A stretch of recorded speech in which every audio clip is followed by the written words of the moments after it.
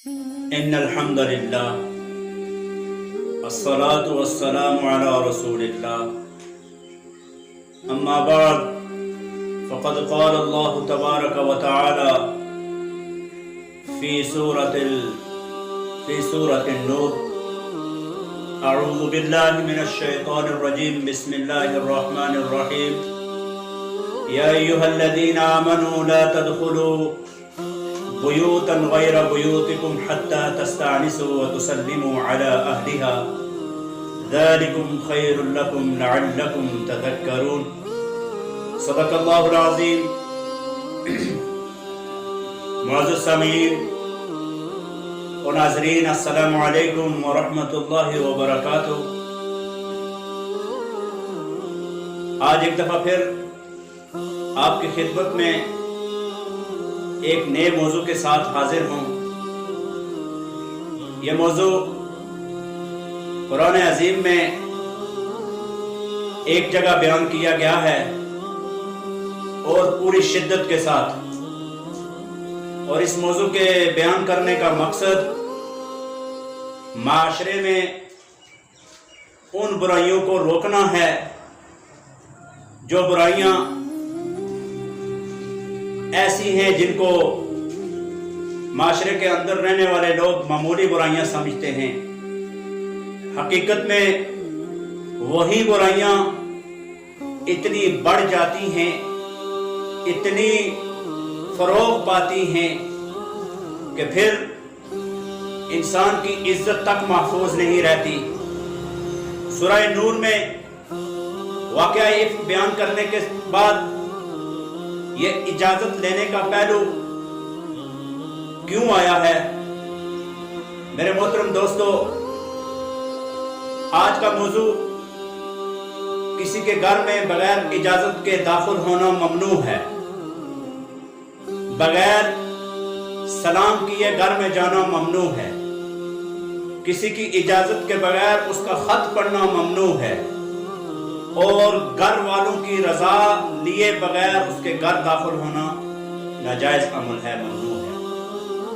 اس پر آج تھوڑی سی بات کریں گے۔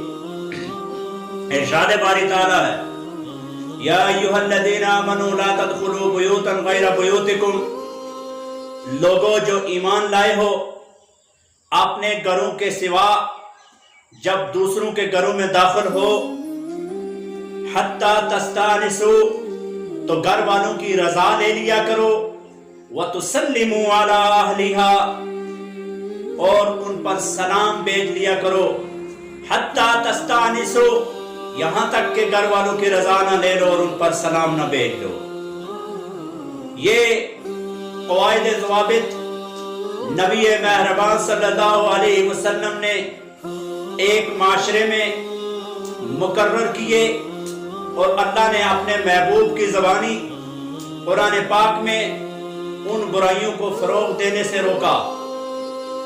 جو برائیاں انسانی معاشرے میں جب جنم لیتی ہیں تو انسان محفوظ تک نہیں رہتے، انسانوں کی عزتیں محفوظ نہیں رہتی۔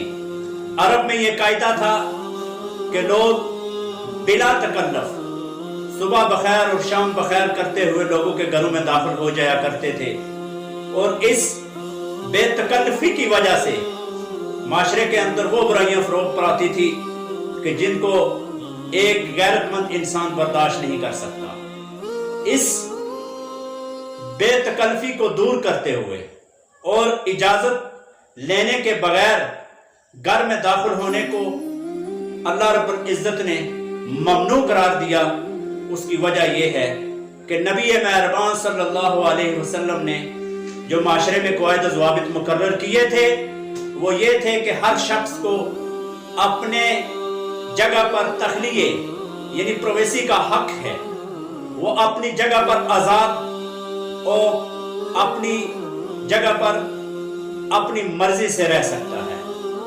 اسی کو مد نظر رکھتے ہوئے کچھ قواعد و ضوابط جو حضور نے مقرر کیے ہیں ان کو ہم ذہن میں نقل فرماتے ہیں۔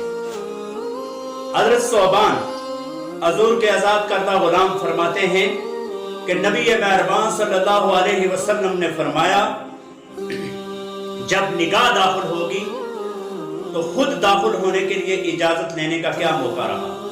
यह हदीस अबू दाऊद की है। हजरत हुज़ैर बिन शरहबील फरमाते हैं कि नबी मेहरबान सल्लल्लाहु अलैहि वसल्लम ने फरमाया कि जब तुम में से कोई किसी के घर दाखिल हो तो वो इजाजत लेकर दाखिल हो।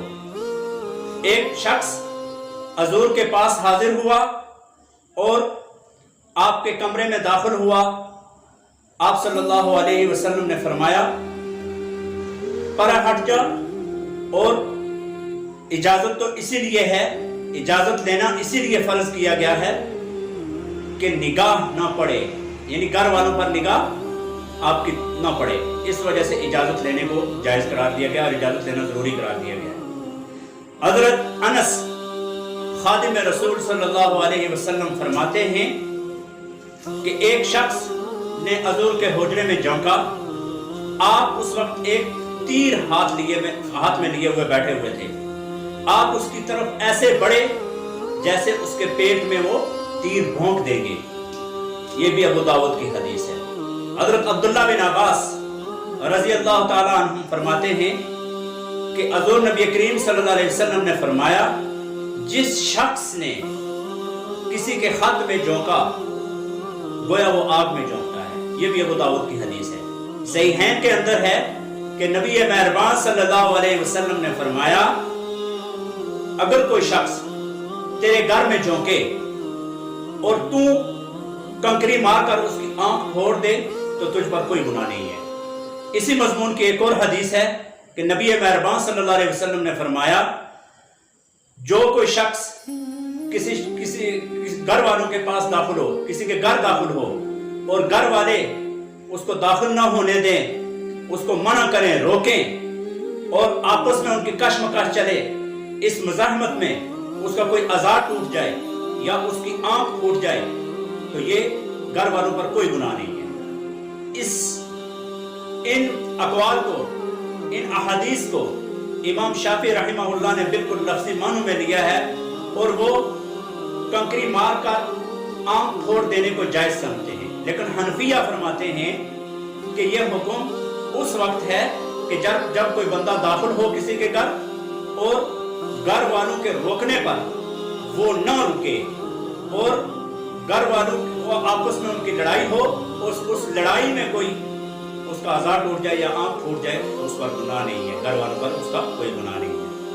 ये सारी अहादीस इस तरफ इशारा करती हैं कि जब किसी के घर दाखिल हो, जब किसी की दुकान में दाखिल हो, जब किसी का मोबाइल देखो, जब किसी की कोई खत पड़ा हो, किसी का कोई अमानत हो, उसको बगैर इजाजत के ना देखना चाहिए और ना उसको उस मुतलका शख्स के अलावा किसी के हाथ में देना चाहिए। लिहाजा कुरान के जो मज़ामीन कुरान के अंदर बयान किए गए हैं उन मज़ामीन में से सबसे अहम तरीन मज़मून यही है कि आप इजाज़त लिए बगैर दूसरे की चीज़ इस्तेमाल नहीं कर सकते। शुक्रिया वस्सलामु अलैना इल्लल बलाग।